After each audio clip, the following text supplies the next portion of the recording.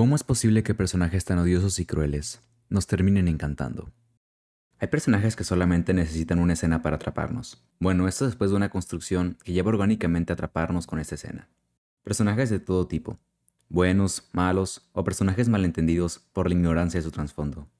El culminar en esas escenas sus arcos o simplemente aportar a la construcción de cada personaje mediante, por ejemplo, sacrificios, es algo que a todos nos encanta, porque por alguna razón nos encanta ver pasar por cosas difíciles a los personajes, para llegar a algo que muchas veces termina en retención. Cuando una historia concentra toda esa construcción en una escena y le da al personaje la oportunidad de brillar, se produce lo que en este video llamaremos la glorificación del personaje.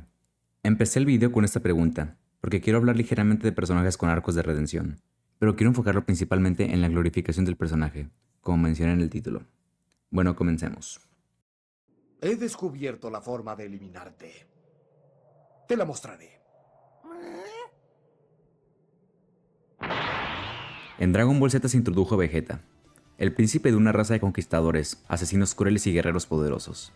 Esto se refuerza porque en una de sus primeras acciones lo vemos matar a su compañero porque ya no le servía. Pero ¿cómo pasas de esto a ayudar a la misma raza que en un principio comenzaste lastimando? Desde el principio nos encanta el personaje, pero nos terminó de atrapar conforme la serie nos mostraba su arco de redención. Este arco culminando en una de las mejores escenas de todo el anime, específicamente el capítulo titulado en japonés, Por el bien de los que amas, Vegeta da su vida. Bueno, como siempre Dragon Ball spoileando lo que pasa. En este capítulo pasa exactamente lo que dice el título. Vegeta se sacrifica después de dejarse manipular por Babidi y entender lo que hizo al despertar a Majin Buu. La escena nos deja ignorar lo que Vegeta ha hecho mal, e incluso que hace unos capítulos asesinó gente inocente. Esto se permite porque vemos genuino arrepentimiento, y el enfoque está en la glorificación del personaje, usando su redención, y cómo redimirse no significa dejar el pasado atrás, sino entender lo que hiciste, y tratar de hacer algo diferente.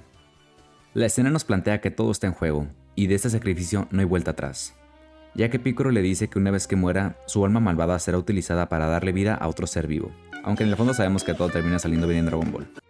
Lo vemos actuar de manera desinteresada al despedirse de su hijo Trunks, y al asegurarse de que esté a salvo. Y como Piccolo dice, ahora está usando su orgullo para pelear por otros, cosa que antes hubiera sido imposible para alguien como él lleno de maldad.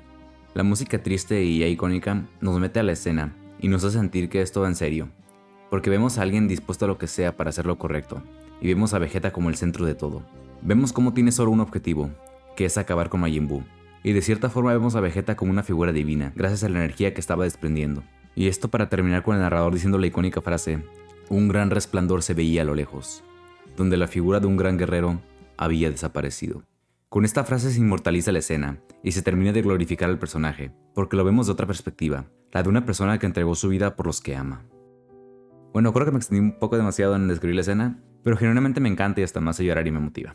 Aquí claramente vemos el cierre de un personaje a otro nuevo, el fin de un asesino y el comienzo de una persona moralmente buena. Si bien Vegeta terminó reviviendo, lo importante no es eso, sino que él creía que dejaría de existir y todo se acabaría para él, pero aún así decidió usar su orgullo como guerrero para hacer lo correcto, al no dejar que nadie más interviniera. Y de cierta forma se cumplió lo que dijo Piccolo, ya que al morir y revivir, renació como alguien bueno, alguien mejor.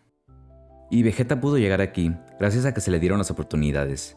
Él nació en un entorno donde la crueldad era la norma, pero al ver cosas diferentes esto lo consumió. Pero esto no fue suficiente, el choque de mundos lo hizo dudar. Esto no era lo que él quería, y para esto necesitó una confirmación. Esto se logró al dejarse manipular por Babidi, para volver a lo que él era antes. Pero él no se esperaba que esto solo le serviría para descubrir que ya no era esa persona, y entender que ese ya no era más el camino que él quería. Esto no cambia a Vegeta, solo le hace aceptar el cambio que ya había ocurrido dentro de él.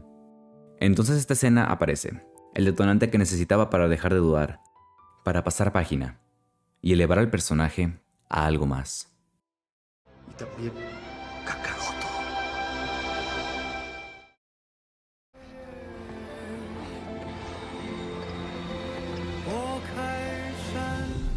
Como habrán notado en la forma que concentré la sección anterior en la redención, en cada sección de este video hablaremos de una forma diferente de glorificar a los personajes, usando estas escenas memorables. Ahora, esto se tratará de cómo se usa la inocencia para glorificar a un personaje. Para esto no se me ocurrió mejor ejemplo que la escena del sacrificio de Isha en Arcane. Para esto debemos entender quién era Isha. Fue una niña pobre que incluso probablemente fue esclavizada en las minas de Zaun, por los aliados de Silco. Para después, al tratar de escapar de esta vida, fue Jinx quien la salvó, lo que causó que Isha en su inocencia e incomprendimiento del mundo viera a Jinx como su heroína, a pesar de que otras personas la temían. Esta misma inocencia es la que nos lleva a esta escena. En esta escena vemos a una niña renunciar al miedo para sacrificar su vida por la persona que ella consideraba su heroína, Jinx, donde su amor incondicional la lleva a hacer ese sacrificio. En la escena puedes ver la tensión de los personajes. Unos soldados atacan a la bestia. Jinx está alterada de volver a perder a su padre, va de perder a Jinx, pero en ese caos está Aisha. En su inocencia decidió renunciar al miedo para detener a la bestia. La cosa no es lo que hizo, sino con la tranquilidad que lo hizo. Vemos la glorificación de la inocencia, porque mientras todo es un caos, ella ignora los riesgos. Ella solo quiere ayudar a la persona que ama, y ser como lo que ella ve que Jinx es, una heroína. Cree que la mejor manera de parecerse a Jinx es sacrificándose por ella, como ella lo hubiera hecho. Las partes de los pocos momentos que vivió con Jinx, que se ven durante la escena, muestran el cómo ella disfrutó cada momento a su lado, mientras todo afuera parecía caerse, lo cual hace un contraste perfecto, porque vemos cómo ella miraba el mundo de una manera diferente, una manera más positiva. Los recuerdos nos sirven mucho para ver la glorificación de la inocencia, porque nos muestra con los colores brillantes que ella miraba todo lo que pasaba, al estos recuerdos estar animados de una manera más vívida. Con esto no significa que ella sea tonta, sino que nos deja claro que su forma de ver el mundo estaba llena de pureza. En esta escena el foco está claramente en Isha, por eso los demás personajes tienen apariciones muy rápidas, sin dejarles demasiado tiempo. Incluso en los recuerdos Jinx aparece de fondo muchas veces, dejando en claro que toda la atención está en Isha. Esta escena no glorifica el personaje en sí, sino a la forma en la que Isha veía el mundo. Ella murió con una sonrisa, sin miedo y sin culpar a nadie, manteniendo intacta esa inocencia que demostró desde un principio.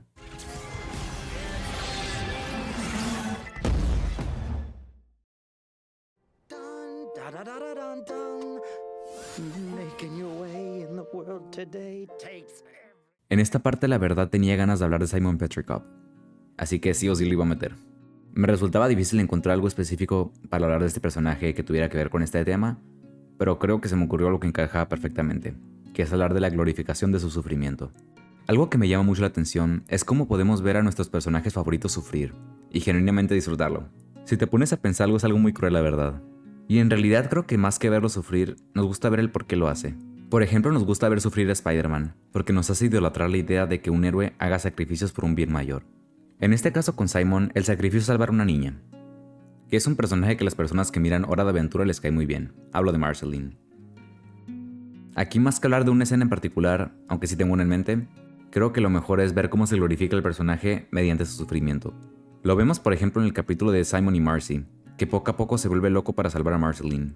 La glorificación y romantización de su sufrimiento es evidente, porque al igual que Isha, lo hace por amor, y nos encanta ver cómo este personaje sacrifica su cordura para hacer lo correcto. Esto con el capítulo anterior en la serie I Remember You, nos hace sentir un poco de lástima igual, aunque esto nos encanta. Nos encanta ver el trasfondo de un hombre que perdió la capacidad de poner los pies en la tierra, y no tiene ni idea de quién siquiera es. Y el ver que ni siquiera recuerda a Marceline, la persona por la cual se sacrificó, puede llegar a romper a muchos, y te hace olvidar que él roba princesas y ataca reinos, porque entiendes el porqué de esto. Bueno, y ahora sí con la escena que tengo en mente es casi al final del capítulo de Simon y Marcy, donde están acorralados por criaturas y Simon usa la corona que sabe que lo volverá loco para tener los poderes del rey helado y así salvar a Marceline. Es desgarrador el hecho de que esté cantando.